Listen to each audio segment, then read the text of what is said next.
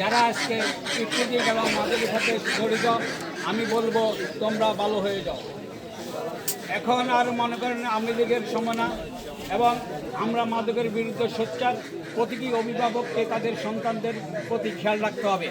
আমি মনে করি যারা 10:30 8টার পরে যেখানে স্কুলে পড়ার টেবিলে থাকার কথা, যদি আপনার সন্তান ঘরে না থাকে তাকে আমরা ধরে নেব। রাস্তায় যারা বসে আড্ডা দেয়, তারা বসে বসে মনে করেন মোবাইল টিপে, আমরা বুঝি তারা কি করছে।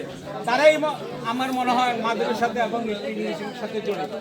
রাস্তায় ঘোরাফেরা যদি করেন, ইনশাল্লাহ জীবনের বাজি রেখে হলো এদেরকে আমরা প্রতিহত করতে হবে। এবং রাস্তায় কোনো ছেলে পেলে যুবক আড্ডা দিলে তাদেরকে প্রতিহত করে পুলিশে সুপর্দ করবেন আপনারা। আমরা যদি আজকে যদি আমরা মনে করি খেলা মনে করে যদি ওর সন্তান নষ্ট হচ্ছে, আমার কি আগামী দিন আপনার ছেলে ওর সাথে